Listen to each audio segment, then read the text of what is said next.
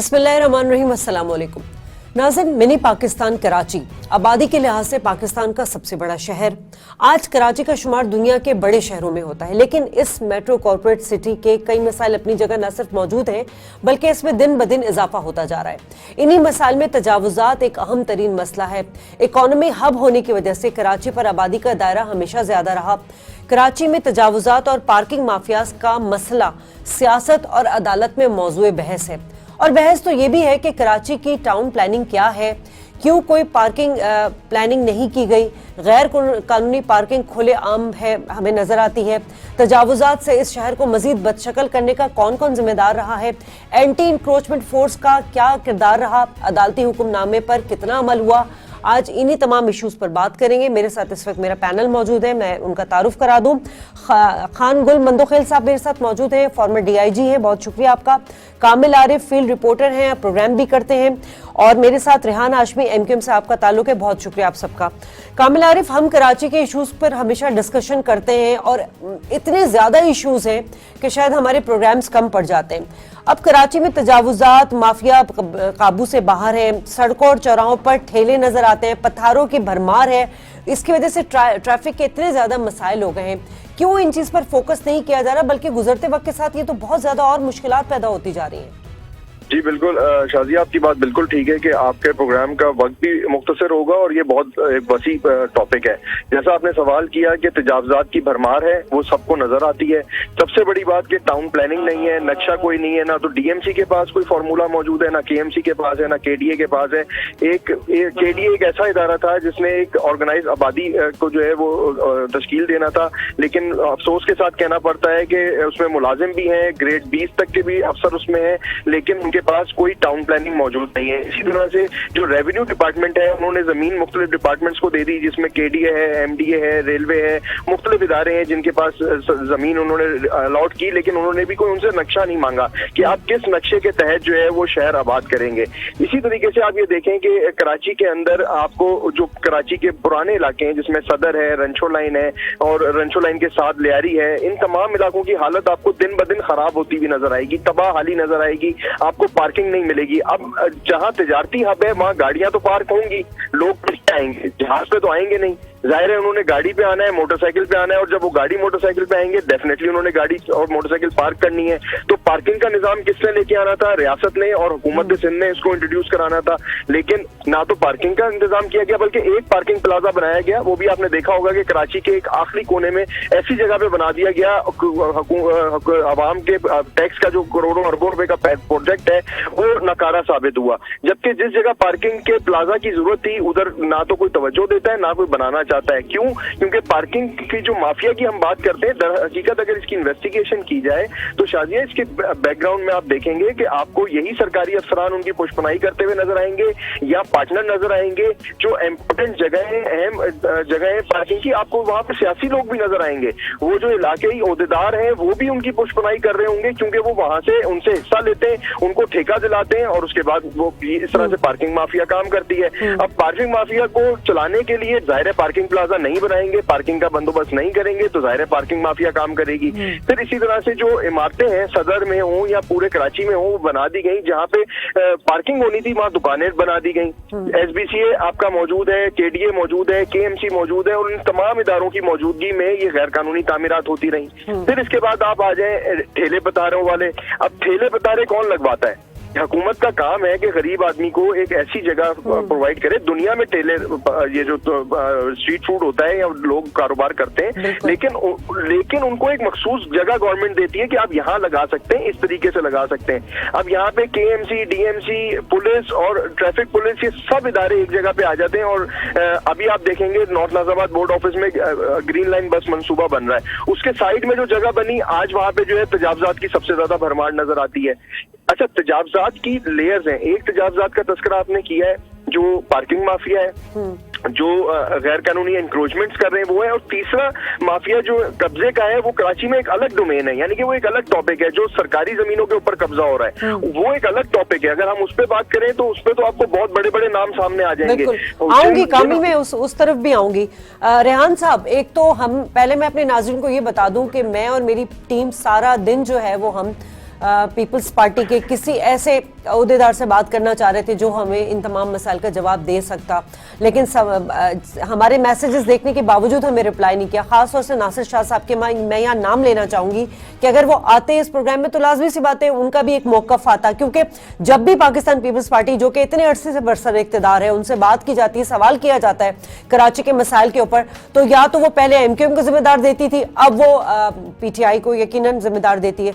रेहान हाशमी साहब, मुझे समझ में नहीं आता क्योंकि आप लोग भी इत्तेहादी भी हैं इस वक्त फेडरल में, आप इस वक्त पहले भी जो हमारी हुक्मरान जमात थी उसके साथ भी आप लोग का इत्तेहाद रहा। सर, कराची किसका है? कौन इसके मसाइल हल करेगा? आप लोग भी इतने अरसे से कराची पर एक आप लोग की इजारादारी रही है, जिम्मेदार तो आप लोग भी हैं सर। बिस्मिल्लाहिर्रहमानिर्रहीम। देखिए, कराची एक ऐसा लावारिस शहर है कि कराची से मुंतखब होने वाले लोगों के हाथ में कराची की ड्राइविंग स्टीयरिंग नहीं होती। कराची की आबादी को चुनने का ताल्लुक हो, उसको गिनने का मामला हो, या कराची में कोटा सिस्टम की तलवार को हटाने का मामला हो, कराची के में रहने वाले नौजवानों की को बरसरे रोजगार बनाने का मामला हो, या कराची में मेयर के इख्तियारात का मामला हो, ये या कराची से जनरेट होने वाले रेवेन्यू को कराची पर ही खर्च करने का मामला हो, या कराची के थानों में कराची के रेजिडेंट की तैनाती का मामला हो, और इस तरह के बेशुमार मुंसलिक मामला हैं। ये तो फैक्ट्स हैं, और अगर कोई कहेगा तो मैं इसको और मजीद इलाबरेट कर सकता हूँ। अच्छा, let's coming back to the point for conclusion. देखिए, दुनिया के किसी भी महज़िब माशरे में अगर आप मेयर के इख्तियारात के बारे में पूछें या उस शहर को बेहतर करने के लिए एडमिनिस्ट्रेटिव पावर्स के बारे में बात करें, तो वहां पर एक छोटी सी मिसाल ले लें, कचरा उठाने की जिम्मेदारी मेयर की होनी चाहिए।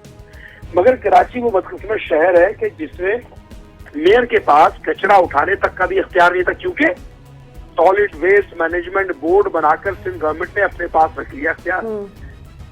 चाहे वो बिल्डिंग कंट्रोल हो, चाहे वो मास्टर प्लान हो, जिस तरह कामिल ने कहा ना, ये मास्टर प्लान होता है किसी भी जगह का, चाहे वो केडबी हो, कराची डेवलपमेंट अथॉरिटी, चाहे वो एलबीसी है जो कि केबीसी था पहले, एंड सो ऑन। ये वो इदारे हैं जो कि बल्दियाती इदारे हैं, मगर बल्दियात के पास नहीं है। कराची के मेयर के पास नहीं थे ये इदारे। अच्छा, अब थोड़ा सा और माजी में जाएं। देखें, कराची माजी में तो कुछ इदारे, कुछ महकमे आप लोग के पास भी थे ना, एमक्यूएम के पास भी थे, और जहां तक तजावुजात के खात्मे की बात है तो ये तो मेयर के इख्तियार था, और आपको याद होगा अदालत इस पर। इसी तरफ आ रहा हूं। जब कराची के मेयर के पास कराची का इख्तियार था मुशर्रफ दौर, तो उसकी मिसालें पूरे पाकिस्तान में दी जाती थी। उसके बाद कब आया? उसके बाद तो सिंध गवर्नमेंट यानी कि पीपल्स पार्टी की बात आई, स्टेटस लगाए हुए थे ना पीपल्स पार्टी ने, जब था तब उसकी मिसालें दी जाती थी। अच्छा, पुलिस जब इंक्रोचमेंट एक्टिविटी होती है तो आपको याद दिलाऊं मैं कि ये वही इंक्रोचमेंट है कि जिस पर जब यहाँ के स्टेक होल्डर्स आवाज बुलंद करते तो बोला जाता था कि लसानियत की बात कर रहे हैं। कराची की 55% आबादी जो कच्ची आबादी है, अब उसको न तो डिस्पोजल है सीवरेज का, ना उसको पानी की निकासी का, ना पानी की तरसील का मामला है।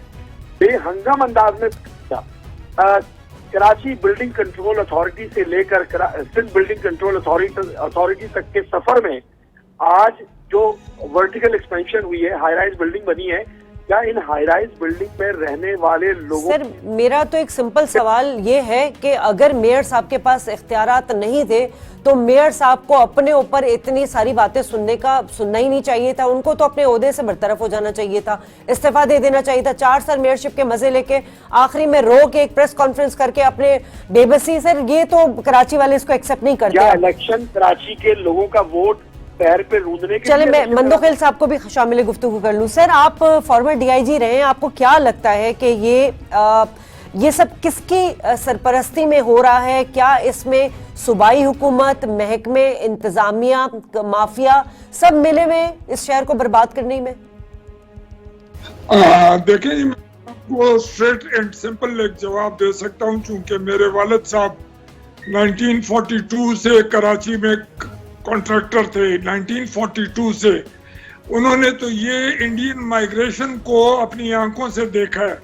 और फिर 1947 से लेके 1950s, मिड 50s और लेट अर्ली 60s में ये जितनी भी कॉलोनीज ये इंडियन महाजर्स के लिए बनी है, ये उसके कंस्ट्रक्शंस वगैरह कॉन्ट्रैक्ट्स मेरे वालिद साहब और फैमिली के सीनियर्स देते थे।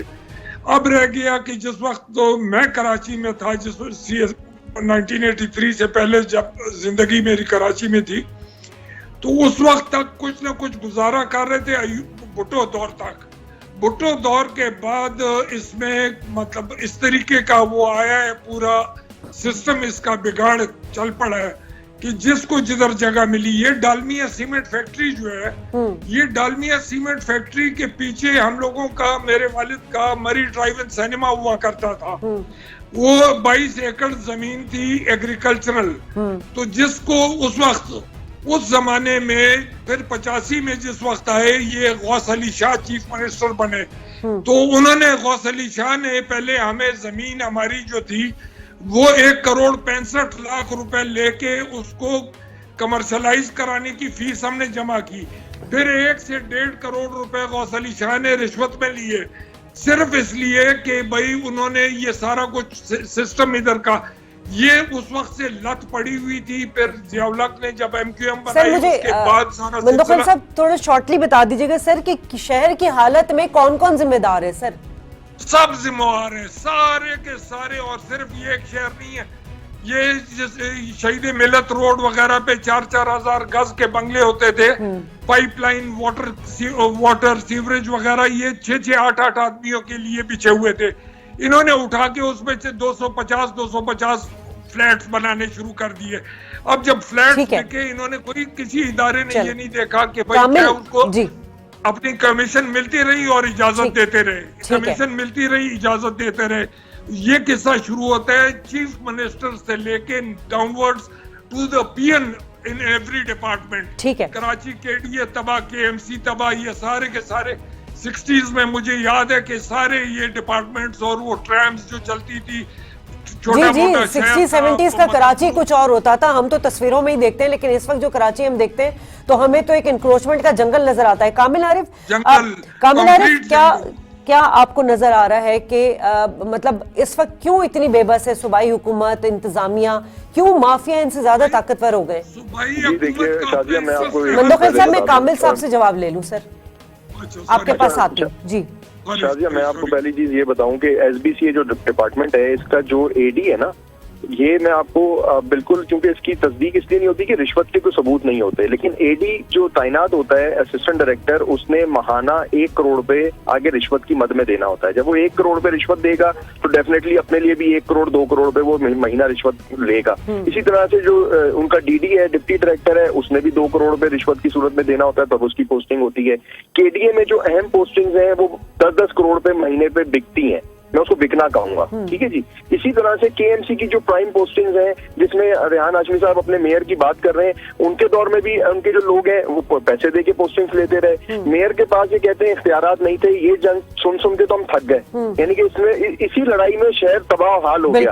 अब मुझे एक बात बताइए कि रेहान हाशमी साहब बड़े मौजिज है मेरे लिए, लेकिन मैं उनसे उनकी मैंने जो शुरू में बातचीत सुनी, सॉलिड वेस्ट मैनेजमेंट का इख्तियार तो बिल्कुल था। उससे पहले जब DMC के इख्तियार इनके पास था, इन्होंने क्या किया? इनके पास जो फंड आता है, आप इनसे सवाल करेंगे ये आग बगोला हो जाते हैं। इनसे जब सवाल करोगे आपने अपने पैसे किधर लगाए, आपके पास जो इतना बड़ा स्टाफ था, 15-17 हजार रुपए का, जिसमें जाली मुलाजिम थे, उनकी तनख्वाहें क्यों देते रहे, तो ये बात नहीं करेंगे, उस पे ये सवाल नहीं करेंगे। हाँ, आप PTI पे बात कर लें, पीपल्स पार्टी पे बात कर लें, दूसरों पे बात कर लें, शहर तबाह हो गया, सियासत हो गई, मेयर के पास इख्तियार नहीं है, ये तो शादी हम सुन के थक गए ना। इस पे तो हर बंदा अब मुझे बताएं, इनके पास इख्तियारात नहीं हैं, इन्होंने मेयरशिप छोड़ी क्यों नहीं? मैंने ये सवाल किया है रेहान साहब से। रेहान साहब देखिए, हर बंदा जो है यही सवाल, अब मैं और कामिल तो चलो एक जर्नलिस्ट है, लेकिन एक आम आदमी जो है ना, एक लेमैन तक ये कहता है। आप लोग जी रेहान, सवाल करना आपका हक है और सवाल का जवाब सुनना भी आपकी जिम्मेदारी है। बिल्कुल, मैं जवाब दे दूंगा। हम किसी की फरमाइश के ऊपर, चंद लोगों की फरमाइश के ऊपर या तो इस्तीफा देंगे, और अगर ऐसे ही करना है तो फिर सियासी जद्दोजहद करने का फायदा नहीं। कम अज कम आज मेयर की हैमरिंग से ये जरूर हुआ कि इख्तियार नहीं है। और दूसरी चीज, सबसे मोस्ट इम्पोर्टेंट, मैं आपके इस प्रोग्राम के तवज्जुह से जो लफ्ज ब लफ्ज चीज कह रहा हूँ अगर मैं गलत कह रहा हूं और किसी में इखलाकी जुर्रत है तो रिपोर्ट करे इसको, आपके प्रोग्राम को रिपोर्ट करे मेरे खिलाफ। सॉलिड वेस्ट को जो पैसे दिए जाते थे, सिंध गवर्नमेंट जो देती थी, हमें आज तक कचरा उठाने के लिए 1 रुपया नहीं दिया गया। रिकॉर्ड पर लेकर आ रहा हूँ, किसी को बहुत तकलीफ है तो मुझको नहीं सर, ये कब से है, सन बताइए ना आप मुझे। अरे मैं तो 5 साल 10 साल कितने अरसे से ये आप बता, कितने तो लेना 4 साल में चेयरमैन रहा, मैं उस सबके पीरियड की बात कर रहा हूँ जी, जो कामिल साहब ने कहा। और मैं ये इखलाकी जिम्मेदारी समझते हुए ये बात कह रहा हूँ कि अगर ऐसी है चीज तो फौरी तौर पर आपके प्रोग्राम को रेफरेंस बनाकर मुझे चैलेंज कर दें। दूसरी चीज, जितना पैसा सॉलिड वेस्ट को दिया जा रहा था उसका 1 रुपया भी अगर हमें दिया गया हो डीएमसी सेंट्रल को, उसको भी चैलेंज कर दें। हमारा ग्रीवियस यही तो है कि आप सॉलिड वेस्ट को पैसे दे रहे हैं लेकिन आप डीएमसी को नहीं देंगे। मेरा ग्रीवियस यही तो है कि प्रोविंशियल फाइनेंस कमीशन की मीटिंग होनी चाहिए थी एनएफसी के बाद। जितना जनरेट करता है कराची को प्रोविंशियल फाइनेंस कमीशन के मुताबिक क्यों नहीं फंड दिया जा रहा? हमारे पास मुलाजमीन की तनख्वाहों देने के शॉर्टफॉल पड़ता था, इसको भी चैलेंज करवा दीजिएगा अगर मैं गलत कह रहा हूँ। लफ्ज ब लफ्ज जो बात मैं कह रहा हूँ, हमारे पास अब क्यों ग्रांट दी जा रही है, सिंध गवर्नमेंट क्यों ग्रांट दे रही है इस चीज को? हमने 3 दफा स्क्रूटनी की, सैकड़ों और हजारों लोगों की तनख्वाहों की, हमारा सिर्फ एक ऑब्जेक्टिव था, नौकरी पर आओ। मैंने तो भर्ती नहीं की था, ये तो पहले का सिंध गवर्नमेंट का जो 8 साल 9 साल पीपल्स पार्टी का दौर था उसमें भर्ती हुई थी, हमने तो नहीं की। ये जो तमाम चीजें मैंने आपको सीधा बताई हैं, अगर किसी को वो मसला है तो आपके प्रोग्राम को बना के रेफरेंस बनाकर मुझे चैलेंज कर दे। मेरे पास सबूत और शवाहिद चीजें मौजूद है, डाटा मौजूद है, स्टैटिस्टिक्स मौजूद है, इकोनॉमिक डाटा मौजूद है, तमाम चीजें। अच्छा, let's coming for the solution. मसले का हल ये है कि आइन का इतलाक हो, आइन का आर्टिकल 140A का इतलाक हो जो कहता है कि financial and administrative power shall be devolve from the provinces to the local government. वो एडमिनिस्ट्रेटिव और फाइनेंशियल पावर्स क्या क्या है? क्या कचरा उठाना एडमिनिस्ट्रेटिव पावर नहीं है? क्या एंटी इंक्रोचमेंट ड्राइव करते हुए एंटी इंक्रोचमेंट टीम के लिए म्यूनिसिपल मजिस्ट्रेट नहीं होना चाहिए जो कि कोई बदअमनी क्रिएट करने वाले को गिरफ्तार कर सके? जहां पर ऐसा निजाम था, जहां पर आप कचरा फेंकने वाले के खिलाफ ताज़ीरी कार्रवाई कर सकते हैं, अरेस्ट नहीं कर सकते। रेहान, वक्त करता है परवरिश बरसों, हादसा एकदम नहीं होता। ये कराची का हाल ये 2 3 4 5 सालों में इस तरह नहीं हुआ है। कामिल, मैं आपका जवाब लूंगी इस ब्रेक के बाद, प्लीज हमारे साथ रहिए।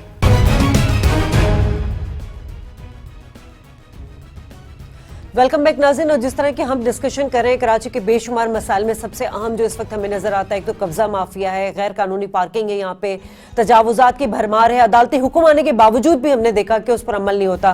कुछ देर के लिए तो हम देखते हैं कि शहर के तमाम अजला में इंतजामिया की जानिब से रोजाना की बुनियाद पर कार्रवाई की जाती है, मगर हमने देखा है कि इंतजामिया और सूबाई हुकूमत से ज्यादा जो ताकतवर है वो कब्जा माफिया और माफियाज ग्रुप है। कामिल, रेहान हाशमी जो बात कर रहे हैं वही बेबसी, वही अपने जो मसाइल हैं उनको, वही सारी चीजें हम रेपिडली सुनते रहते हैं। तो बेहतर नहीं है कि कराची को हम फौज के हवाले कर दिया जाए ताकि मसाइल ही खत्म हो जाए? शाजिया, मैं तो फौज तो बड़ा प्राइम इदारा है। मैं कहता हूं कि मैं चैलेंज के साथ इनको कहता हूं कि ये 1 साल के लिए मुझे इख्तियार दे के देख लें, इसी बजट में सब कुछ में मैं तब्दील करके दे दूंगा इनको बहुत कुछ। और दूसरी बात ये है कि अभी इन्होंने कहा, तो इनके जो मेयर हैं, इन्होंने जब चार्ज छोड़ा था, आपने वो प्रेस रिलीज देखी होगी, जब ये उन्होंने अपना ओहदा छोड़ रहे थे तो उन्होंने बाकायदा अपना बजट पेश किया है कि उन्होंने कितने अरबों रुपए केएमसी में होते हुए खर्च किए। उन्होंने उसमें मुझे जहां तक याद है, मैंने थोड़ा पढ़ा है, मैं भी आपको बता देता हूं, उसमें उन्होंने सरकारी हॉस्पिटलों का तस्करा किया है, उन्होंने पार्क का तस्करा किया है, उन्होंने मुख्तलिफ डिपार्टमेंट्स का खर्चा किया है कि यानी कि उनके पास जहां जहां बजट था उन्होंने उसका भरपूर इस्तेमाल किया है। अब मैं इनको चैलेंज करके कहता हूं कि मेयर ने जो आखिरी दफा अपना ओहदा छोड़ते हुए जो अपने डॉक्यूमेंट दिए थे कि उन्होंने यहाँ पैसे खर्च किए, उन जगहों के हाल चल के देख लें, किसी दिन आपके साथ चले गए उन जगहों पे कि उस जगह पे कितनी बेहतरी आई थी। एक बात, अब्बासी हॉस्पिटल सबसे बड़ी मिसाल है, क्या तब्दीली आई अब्बासी हॉस्पिटल के अंदर, डॉक्टर्स आज भी एहतजाज करते हैं। एक बात। दूसरी बात ये है कि बेबसी का आलम ये ले लें कि जिस सूबे में बैठ के जिस मुल्क का चीफ जस्टिस एक्शन लेता है और वो कहता है कि तजावजात नहीं होनी चाहिए, चीफ जस्टिस हुक्म दे के जाते हैं कि भाई आपने गैर कानूनी तामीरात नहीं होने देनी, क्या रुक गई है गैर कानूनी तामीरात होना इस शहर के अंदर?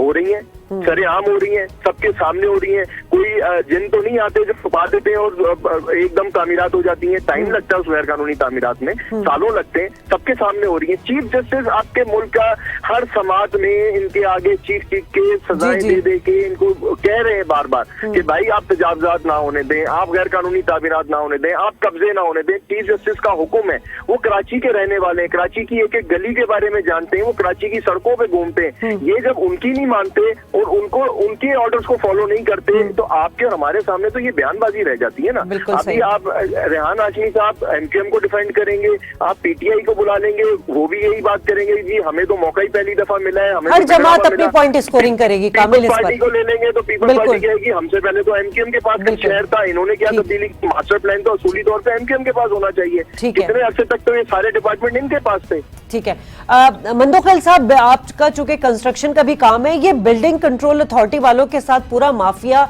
एक्टिव रहा है, अभी भी है। गैर कानूनी तामीरात करने वाला बड़ा माफियाज हमें नजर आया जो कि फरार हो चुका है, अदालत के हुक्मनामे भी मौजूद हैं। सर विल तो नहीं है, लेकिन क्या करें इस शहर के लिए कि कुछ कोई मैजिक हो, कहीं से कोई आए, या हम फौज पे ही नजर रखें जो तमाम मसाइल का हल में नजर आती है? देखिए, फौज को भी हमने 2 दफा ट्राई कर लिया है अभी 1970 के बाद। अच्छा, उसको एक साइड पे कर दें। दूसरी चीज आपको नजर आ गई कि जिस डिपार्टमेंट में, जिस बिल्डिंग में, जिस ऑफिस को जलाना हो उसमें उस बिल्डिंग पे इन्फर्नो, मैं आग नहीं कहूंगा, इन्फर्नो, पूरी की पूरी बिल्डिंग को जला दो। किसी ने आज तक कुछ नहीं किया। आपकी अकाउंटेबिलिटी इतनी कमजोर है, इतनी कमजोर है पावरफुल के लिए कि उसको हाथ ही नहीं डाल सकती है, क्योंकि आपकी ब्यूरोक्रेसी, आपका पूरा पावर एलीट जो है, रूलिंग एलीट जो है, ये सब के सब मिले हुए हैं। हर एक का कहीं ना कहीं वेस्टेड इंटरेस्ट है और इस वेस्टेड इंटरेस्ट ने, मतलब मुझे तो और किसी चीज का गम नहीं है, ये पाकिस्तान को लेके डूबेगा। ये आपको बता देता हूँ कि जिस जगह आप हाथ डालें, मतलब जो नया डिपार्टमेंट आप बनाते हैं उस नए डिपार्टमेंट को के लिए, ये मैं एएसपी था 1985 में क्वेटा में, तो किसी ने टेलीफोन किया आईजी साहब को, कमर आलम साहब मेरे आईजी थे, उनको फोन किया कि यार ये फलाने बंदे को एंटी करप्शन का एसएसपी बना दें। कमर आलम साहब ने उसको जवाब दिया आईजी साहब ने कि यार ये खुद इतना करप्ट है कि इसके लिए एक और एंटी करप्शन डिपार्टमेंट बनाना पड़ेगा ताकि इसके ऊपर चेक रखे। पाकिस्तान में भी अब ये हो गया है कि जिस चीज के तोड़ के लिए आप नई चीज बनाते हैं वो पिछले वाले से ज्यादा करप्ट साबित होता है। अब इसका तो आपके पास हल और कुछ नहीं है सिवाय स्कॉटलैंड यार्ड और एफबीआई जैसी डिपार्टमेंट रेज करने के लिए। और फिर मतलब जब आप पावरफुल को हाथ नहीं डाल सकते, कमजोर को, रेडी वाले को, दूसरे को, टांगे वाले को, रिक्शे वाले को पकड़ने का क्या तो क्या? आपकी जेलें भरी हुई हैं, जाके देखें तो सही के मासूम बच्चों से, मासूम औरतों से, मतलब गुनाह क्या है उनका। मैं मतलब उनको जेलों से देख के वो शाम को जिस वक्त वो निकलते हैं मगरिब की अजान के बाद, जब उनसे पूछते हैं कि तुम्हारा नाम, वो आगे से नाम बताता है, तुम्हारे प्यो का नाम थे, फिर मतलब प्यो के नाम के साथ सारा सिलसिला चलता है। पूरा सिस्टम आपका गैंगरीन्ड है लिटरली। मतलब इस सिस्टम को पे उखाड़ना पड़ेगा आपको।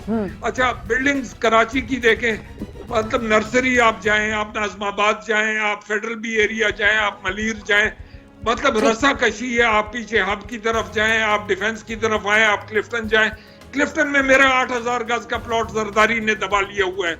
8000 गज का प्लॉट, नवाज शरीफ को 3 खत लिख चुका हूं कि भाई ये जरदारी ने मेरा वाला प्लॉट जो है 8000 गज का, ये बिन कासिम पार्क। आप तो अपनी बात कर रहे हैं। जरदारी साहब के एक दोस्त हैं बरोई, उन्होंने खुशी शाह अपनी पार्टी के बंदे की जमीन पर कब्जा कर लिया। सर कब्जा माफिया यहाँ इतना एक्टिव है। मैं आपको बता रहा था 95 से सिंध हाई कोर्ट में मेरा केस चल रहा है। 8000 का जमीन है। रेहान अब चले, रेहान अब तो जो मामला थे वो हो गए। अब हम जब भी बात करेंगे आपसे किसी भी जमात से तो हमें ब्लेम गेम, उसने ये किया हमारे। जी सुने, मैं तो फैक्चुअल बात कर रहा हूँ।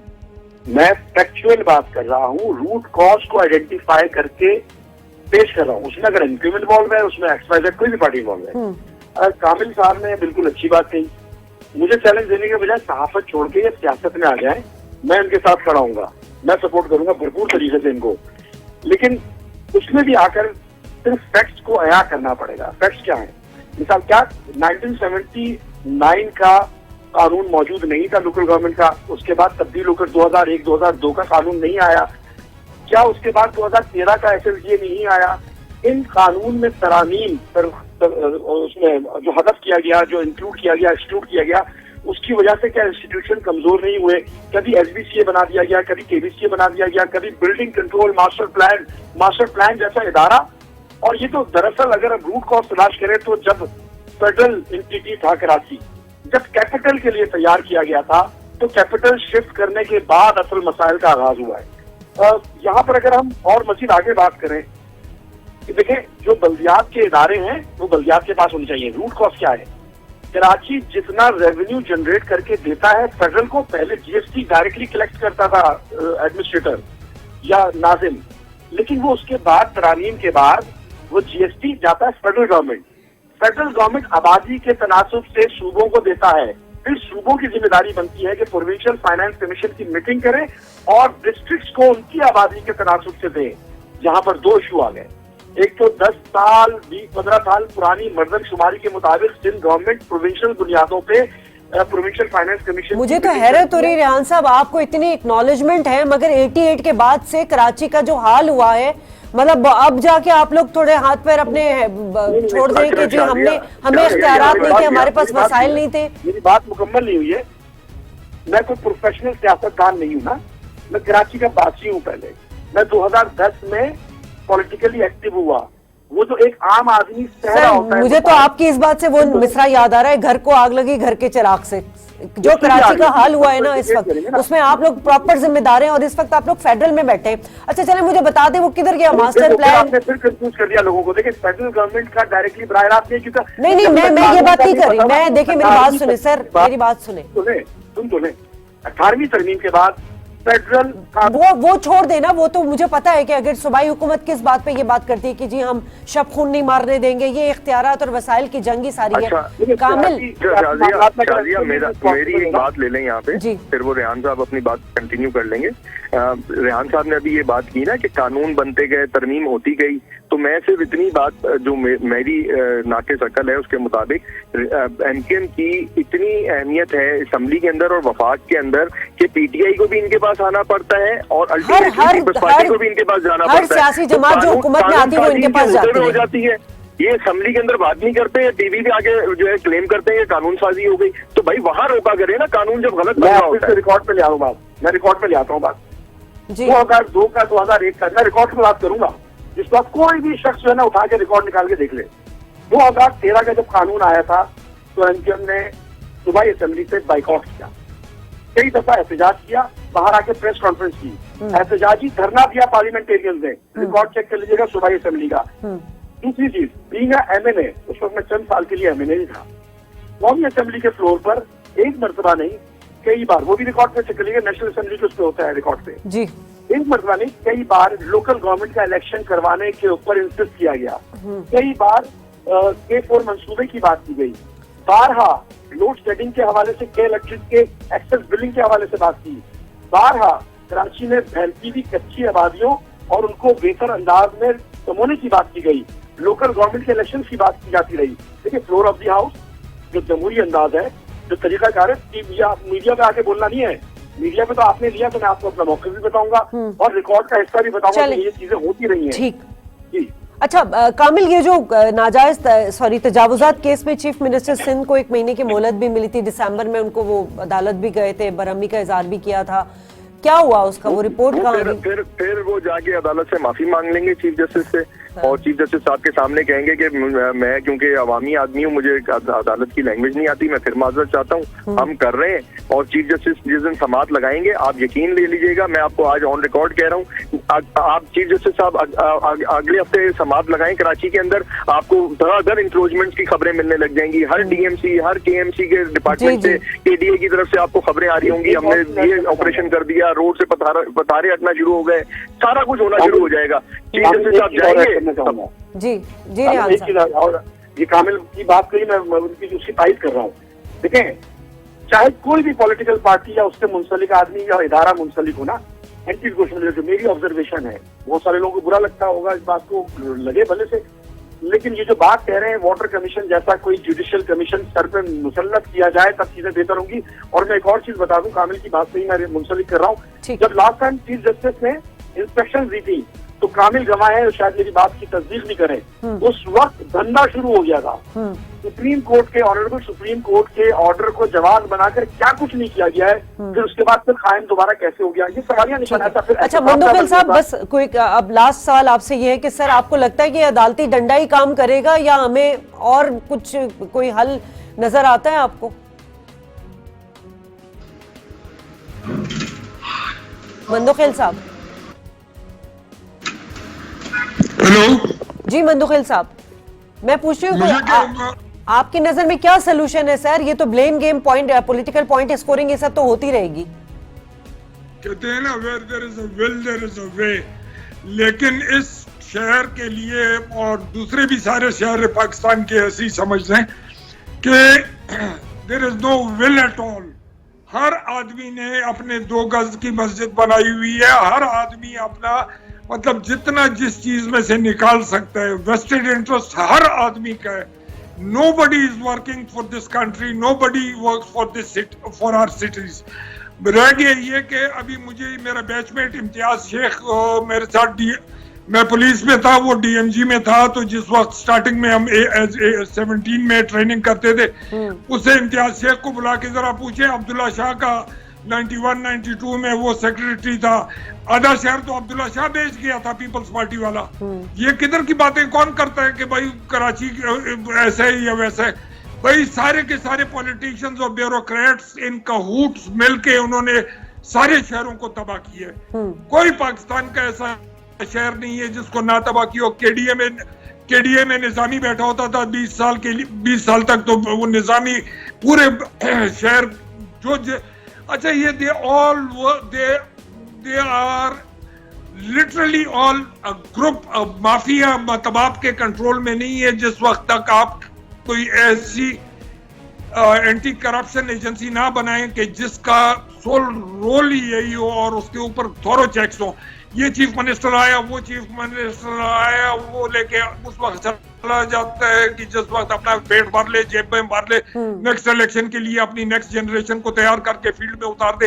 ये सारा म्यूजिकल चेयर्स का खेल है। बिल्कुल सही तो बात। जिनके पास आज पावर नहीं है वो बैठे हुए हैं कि चांस मिले, और सारे की सारी यही चक्कर चल रहा है इस मुल्क में।